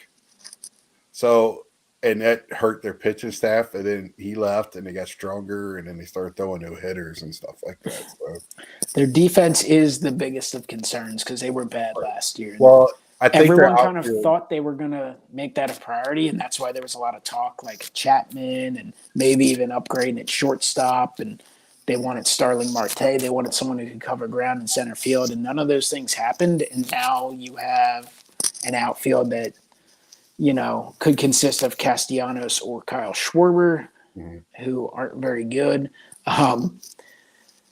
Didi Gregorius, if he's playing short, definitely doesn't have the range he used to have. Alec Boehm, he's young. He could improve, but he's kind of a certified butcher at third base. Reese Hoskins is not exactly a gold glover at first base. Real Muto is a really good catcher. Center field, we'll see. Matt Vierling's not your typical center fielder. Anubal Herrera can get the balls, but I mean, if you're looking for the face of baseball as like a boneheaded, does stupid things, circle Anubal Herrera because he is just go on YouTube after this show and type in, last out of Cole Hamel's no hitter. Right. Watch his play in center field, and that's the kind of stuff he does a lot. So, yeah, the defense could be a problem, but we'll see. They should be able to overcome that and make up for things offensively during the regular season. But if they do get no short postseason, so who wins the division? That could be problematic. I don't know. We will see. You don't want to say? I say the Phillies. Phillies win the division. I haven't felt that way. I felt like they were the third best team all along. Really? That was, of course, before they signed Castellanos, and now their lineup has excelled. Right. I just like to look at the end of the year, but going into next year, and they just. I would probably say, as of now, I honestly would probably go with Atlanta, but I do feel like thoughts in my head as of the last few days, the last week. I still think the Mets are going to be really good, and I think they're going to do whatever they have to do to try and improve. And I kind of feel like the Braves have been trending down a little bit in my head. And I know they've made some really nice moves. They also picked up Colin McHugh, who had an excellent year last year in Tampa. Like, their bullpen's like 5 or 6 pitchers deep. But like that Freddie Freeman thing, like that just speaks of like, I don't know. I mean, I know that shouldn't matter, but I just feel like that's a weird non-championship move. Does that make sense? No, yeah. That'd be like, I was talking to someone the other day. I'm like, that's like after 2008, thinking back on the Phillies, obviously you put yourself in and I'm like, that's like if Chase Utley, if the Phillies traded him after he was like the heart and soul. Right. And I understood that was a team, a great World Series winning team, and they had a lot of pieces. They didn't win it because of him. I mean, Ryan Howard, had an MVP year, Jimmy Rollins, but like, I don't know. It's like one of those core elements. And right. I think a lot of people get obsessed with the sabermetric stuff and the ages and the contracts and all that stuff. I'm like, I don't know. Sometimes you can't measure the heart or what some done, or even the leadership, what it means to a team. So that does give me a little bit of negative thought towards the Braves. I don't know if most people probably disagree with that, but we'll see. I just, yeah. And I do think Acuna is going to be good. Yeah, and I just think that division is going to be fun to watch. Jeff McMahon put Castellanos was a butcher in the outfield here with the time. He's been a butcher in the outfield with everybody he's played with. So. I do think the AL and NL East will probably be the two most fun divisions in terms of like, right. Literally 3 teams could win it, and I think that I think there'll be ebbs and flows through the season. Yeah, I think you kind of know who's most likely going to win the 2 Western divisions, right? And I think the Central divisions, maybe it's 2-team races, but I think it's going to be a lot of good East Coast baseball this year. Yeah. Maybe some sloppy baseball with balls dropping in and guys butchering balls, but Yeah, but that's kind of fun to watch. What's up, Rudolph? I want to get this year. I like this question. I've talked about it in private, especially about expansion. Schedule changes to be introduced in 2023. Do you see division changes and possible expansion coming in the next 5 years? You want to take that first? I just like that question. So I there's part of me that's traditional, and it's like kind of sad to see the DH come in just because, like, I don't know. I think of a lot of great moments with pitchers hitting, but then when you do think about it, you're like, oh, most moments do suck. That's why when the pitchers get hits. And the Phillies have had like big at-bats and big hits in postseason games from pitchers. Yeah. But it's probably better overall for baseball to get more guys hitting and more consistently, right? More action. Right. And like interleague play, I think it's kind of worn off in terms of being special. I mean, when it first started as a kid, I thought it was cool to like. I remember the first time being able to go to a game and see like a guy like Cal Ripken play in Philadelphia in a regular season game. I mean, I had seen him in like preseason and stuff. At this point, it's nothing super special, but I do like it, and I look forward to seeing some different teams. So at this point, why not build it in, like he said, the schedule changing where everyone's going to play everyone every year. Mm-hmm. You're only going to – so the Angels would come to Philadelphia every other year, but they would just alter back and forth. And I think that's cool. That makes me go, you know what, I want to go on a baseball trip maybe – and certain times, I don't care who I see, but other times I'm like, oh, well, you know, Phillies are going to be out in Oakland. Well, maybe it's worth going to Oakland, you know. Otherwise, who the hell wants to see that stadium, see that, you know, team that has no one playing on it, you know. So I like that, and I think seeing stars in different cities is important for advertising the game and kind of getting people, hey, you have a chance to see Shohei Ohtani. You have a chance to see, you know, whoever the big name is there. So I don't mind it. And as far as expansion, I think it is going to happen because you constantly hear, oh, Montreal, we want to get a team in Montreal. We want a team in Nashville. We, you know, I don't know if anyone's brought up North Carolina, but I mean, I think it'd be nice to see. I mean, quite honestly, they have so much minor league baseball there. How they don't have a major league team there, I don't know. I know they've mentioned Portland in the past. I don't know if that's a thing. They've mentioned Las Vegas. They've mentioned so many cities. I would think it's going to be Las Vegas and Nashville, but. And while I think they should start moving franchises, because, I mean, the Tampa Bay Rays have been a model franchise in terms of putting competitive teams and winning teams, and they struggle mightily to draw fans. At a certain point, it's time to pull the plug, in my opinion. And it pains me to say it with Oakland, too, but, like, I don't know. I don't know what the situation is there. I know they have some super diehard fans for sure, so I don't know if it's a fan thing. Obviously, it's a franchise with a weird history. They're in Philadelphia for decades and decades and decades, and then kind of had a short stint in Kansas City. Maybe it's an ownership thing, but like they certainly need to do something, right? They need a new stadium, or they need to figure something out. But it's just, I mean, there's no doubt in my mind they're going to add 2 teams. And while I wouldn't mind that, I think they need to solve some problems, you know, and maybe before they do that, find a way to not have teams tanking and things like that. You know, you need teams that are going to spend some money first. I'm pretty much slam dunking that they're going to add 2 teams, and because same thing, Montreal and Nashville. And they want one in Vegas, and I would not be surprised if the Oakland move goes to Vegas. And Schmidt Collector said it down here. Miami and Tampa should move. I think, Mike, we probably talked about that before we got on, or right at the beginning. And I think if one of those, I think Tampa would. Miami's not going to move because they have the new stadium, but Tampa is like playing in that old thing that could easily just be knocked down. So I think they're probably the more realistic candidate. Yeah, well, that stadium, that should be illegal that they play there. We need a team in Hawaii. Yeah. It'd suck on away games. You're not getting up at 4 a.m. to watch the Mets and the Hawaii Athletics. Yeah. And also put a team in London. But yeah, I do think they're going to add 2 teams, and this is my problem with it. And it's not about putting them wherever. I think it's going to make the richer teams richer, because it's going to water down the league so much.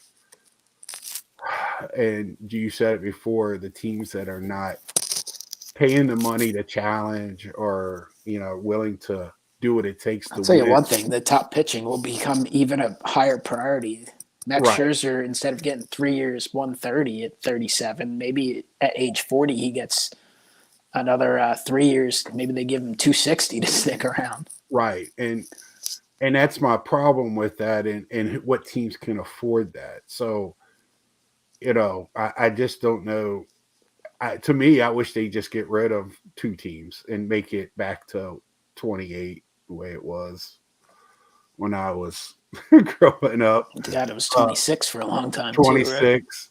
Yeah, and I just because uh I just think it's the league. It's not too watered down, but Tampa to me, the fans that go deserve a team, but the town doesn't, because the town doesn't deserve the team. It doesn't support it. They said they built it on the wrong side of the river or the bridge, and I call bullshit from that, because you could drive across the bridge just as well as anybody else can. I was gonna say, like, I think back to '08, and I remember obviously at that point it was the first time the Phillies won the World Series in a long time.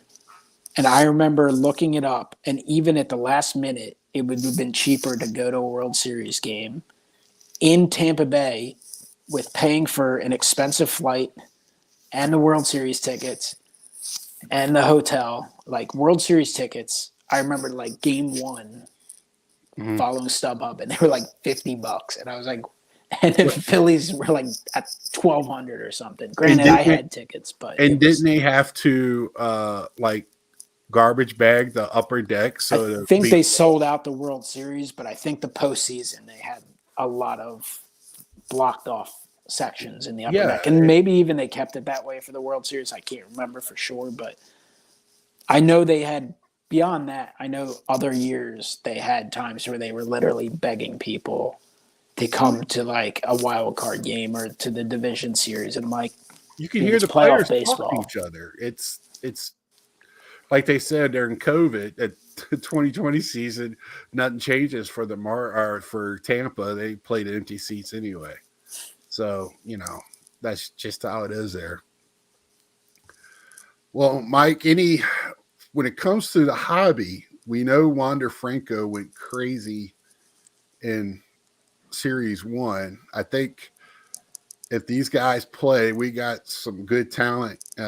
Looking at the rookies, Julio Rodriguez, Bobby Witt, Riley Green is in there. You got plenty of players. I would suspect Torkelson will come up. Rutschman, like, I don't know how many will make it in the Series 2. Right. But I would think enough of these guys come up early that we see a lot of young players in Series 2 update and other products, coming out later this year, along with the young talent. Like, we forget, we're like, Cunha, Otani, these guys, they've been around for 4 years. They feel like hobby veterans. And then you're like, oh, this Juan Soto is like 22. That's what I say. Baseball is just, it's absolutely loaded with young talent. They need to figure a way to promote themselves, promote their freaking sport, and just find ways to get people to watch it. Like, enough with this exclusive crap. Like, you hear all this, like, I was around the lockout. Oh, exclusive games on Peacock Network, exclusive games on Apple TV. I'm like, enough with the exclusive stuff. Like, you gotta pump stuff on the cable. You gotta pump stuff on the network TV, simulcast it on YouTube. I don't care what you do, but allow people to watch your product, see the highlights, and like fall in love with the sport again. Because sure, the pace of play could pick up, but like the length of game generally doesn't matter. I mean, sure, if it's 5 hours, I get it. And there are times starting games late is probably the bigger problem. But like, I've watched a lot of World Series and playoff games over the years, and the games are 3 hours and 45 minutes. But like, you're on the edge of your seat, and you don't even ultimately care that much. You're kind of like, well, I'm rooting for this team a little bit, but like, you're not going to lose a minute of sleep. Right. It's not your team in it. Like, it's exciting, and they're exciting games and a ton of fun to watch. So, I mean, baseball puts out a great product. They do not know how to market it for shit, like, in all honesty, and it's been a problem. And just think how strong the hobby is baseball-wise and how strong it could be if they actually promoted the sport more. And I don't know. I think we'll see, but I think there's a reason there's a lot of excitement in the hobby with the modern day players because Right. like you're seeing a lot of really good players. So I'm definitely excited for the season.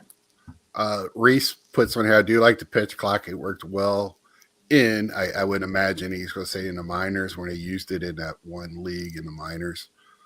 Uh, Also, Reese, you have to remember on that, in the minor league games. Yeah, you have to remember minor leagues don't have commercial breaks. So they used that time Let's to go, thin oh, them out a little bit too. yeah, they sat there and said, oh, they had a pitch clock and the game was 2 hours and a half. Well, how long was that game the year before without the pitch clock?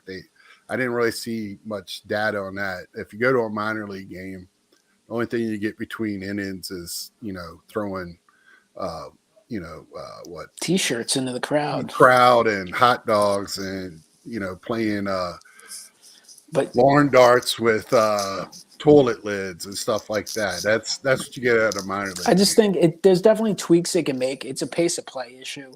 Length of game, like I'll hear people go, this game's 3 hours long. I'm like, dude, you watch the NFL, it's 3 hours long.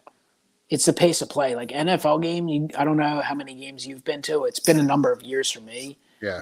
Going to an NFL game can be boring as hell. I mean, it's exciting during periods, but like you do a lot of standing around at an NFL game. You're like, 5-minute commercial break. Oh, they kicked off. Now we're waiting around again. We're waiting. Like it's all in kind of the way it's presented. And the NFL does an unbelievable job of presenting the product on television. It looks great. It's fun to watch.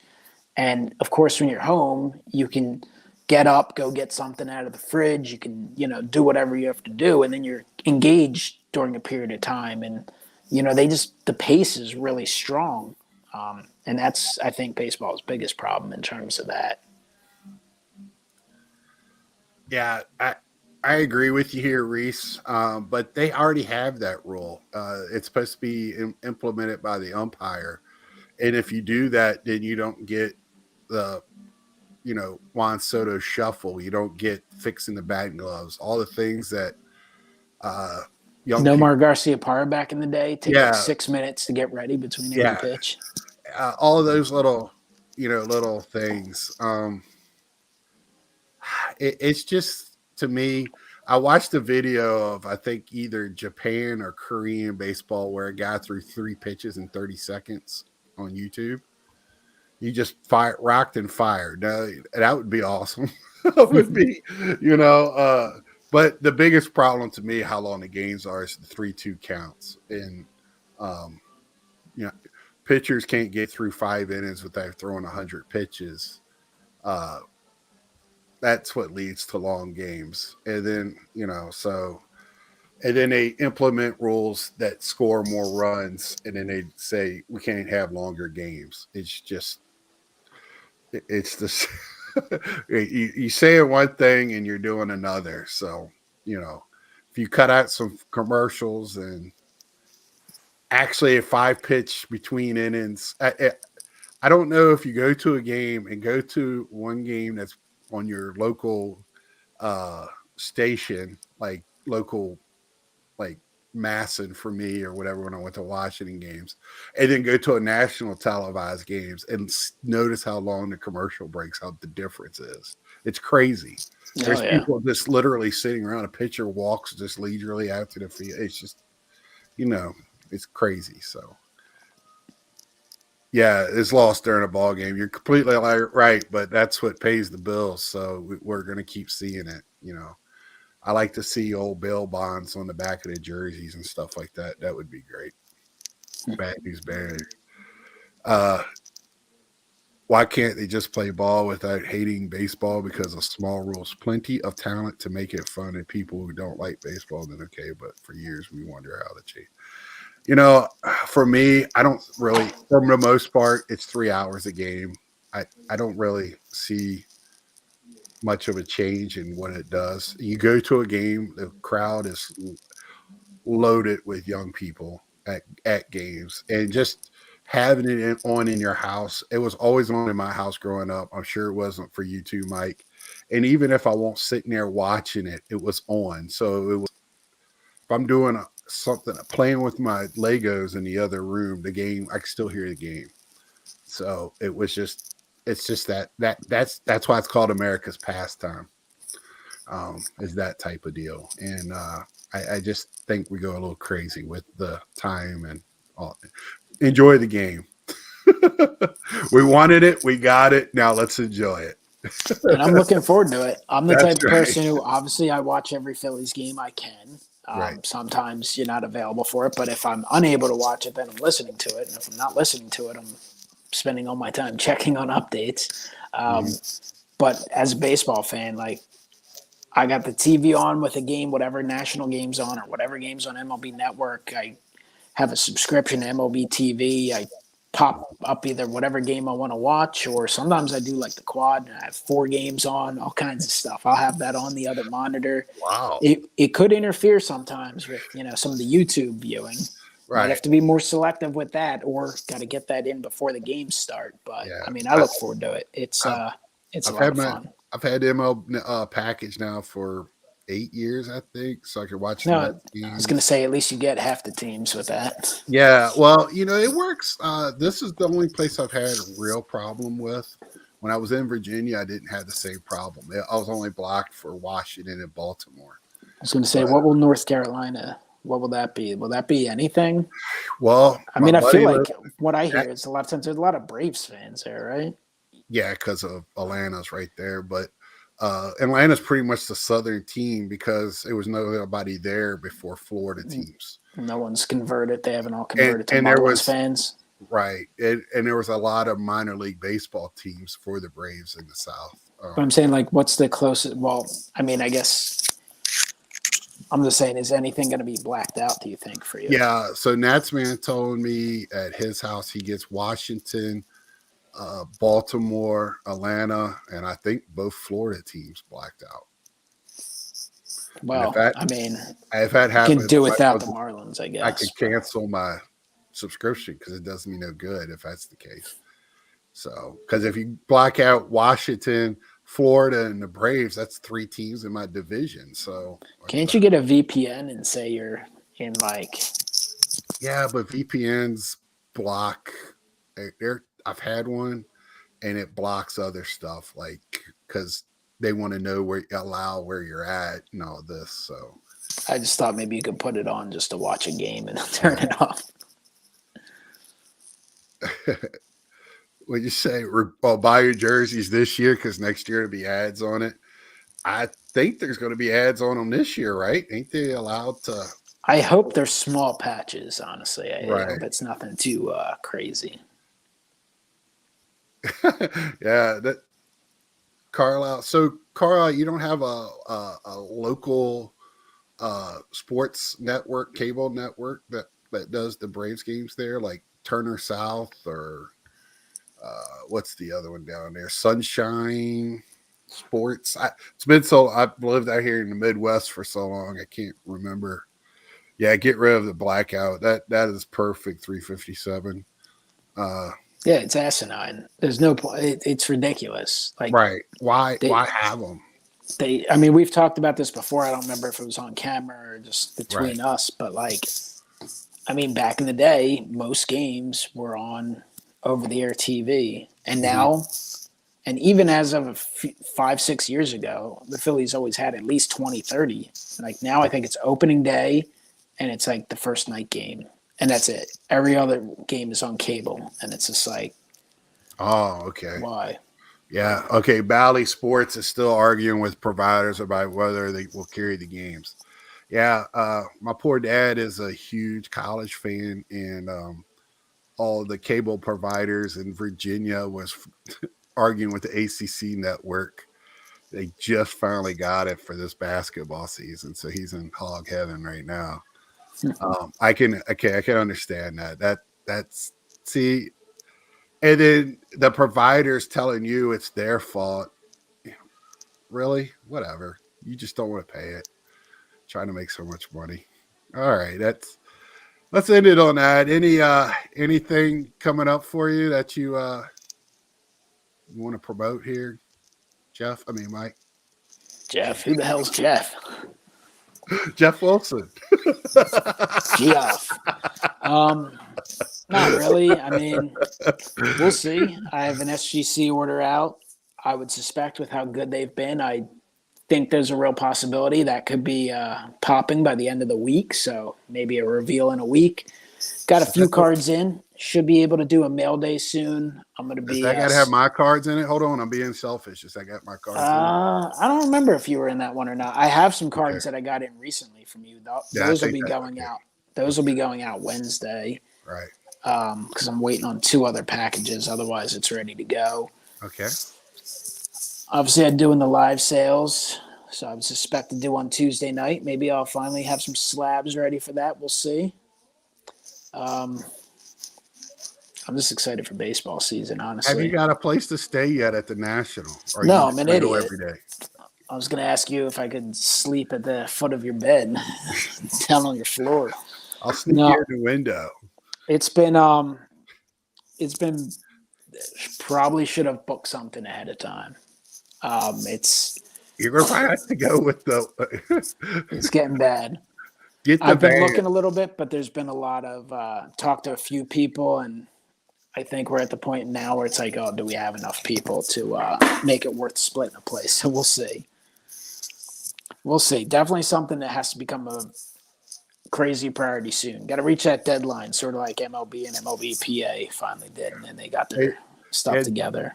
James said, "Come stay with us," because we're staying with the same people, and they're. I would say let's just pile them up in there like Corey would, but you got $20, you can sleep on the floor. We'll have to see. I am definitely. After the last Philly show, I was like, you start getting the. Because you go through a few months without going to a big show, and then you get there and you're like, oh man, like I start thinking a lot about the National, like damn, you start getting pumped up for it. You see this one? See this? You can stay in. Yeah, I'm hopefully going to. I'm going to be here long enough where I can go to the Des Moines show, which is supposed to be pretty big this year, here in Iowa before I leave, if I have time. And if not, I don't know when I get a big show before I go. I got the itch, and yeah, I mean, it's just the summer kind of. I know there's the Virginia show is I think early April. Yeah. And then after that, there's not. I mean, there are some shows in New York and stuff, but it's like one of the factors you do have to think about now is like gas is $8,000 a gallon. Like, I mean, it's coming down now, though. It is. It's only 7,000 a gallon now, but still, like, it's. I mean, those are factors you have to think about, and even with like the National, I'm like, I am within driving distance, but it's kind of. It's driving distance for a day or two, but you're not going to want to do that 5 days. I mean, James, the Chantilly show is in April, and the one that's in July is just too close for me to go. Yeah, that's. It didn't go. If they had one in June, maybe, but it's too close to the National. It's not necessary. Yeah, I'm hopefully go in October. I mean, there's some small shows and such. I went to a small show this weekend. It was really small, though. It was kind of like. After doing the Philly show, I was like, damn, this feels like nothing. This feels like I'm going to like a garage sale or something. Did you have space to like look at a box if you wanted to? I did have that ability, but I was also like saw the entire show in 12 minutes. I was like, but I just got here. Like, it's like a waste of time. So, but it's fun. But right now I'm just hey James, I'm staying with you. Yeah. I'm keeping busy and kind of, trying to collect and buy some stuff, but also move some stuff too. Yeah. And you've been staying right busy with that. So, well, until next time, if you don't already watch Mike, I'm sure you do, because after he posted on his thing, people started coming over. I think If you don't watch me on a regular, it'd be great if you subscribe to me. It'd be awesome. I'm moving into 500. So. I ask you to please subscribe to Big Scott 35. Oh, well, thank you, Mike. Yep. I mean, nobody's perfect. Obviously, he's a Mets fan, so, that's a red flag there. But, and the other Cowboys. That, great guy. I don't really care about the Cowboys too much. They don't really bother me personally, but others in this area would definitely say that's a defect. Oh, okay. Yeah, there you go, right there. The Sports Spectacular in Chicago. That's they have that 2 times a year, spring and fall, and that's damn near close to the size of the National. I was going to say it's in the same place, isn't it? Yeah, it takes place at the same convention center, right? Yeah. I definitely am. So I always look forward to the AC National because it's driving distance, so close for me.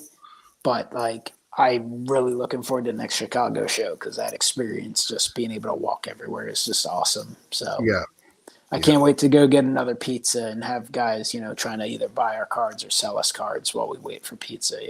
That was great. I can't wait to AC because that's just a different type of people there.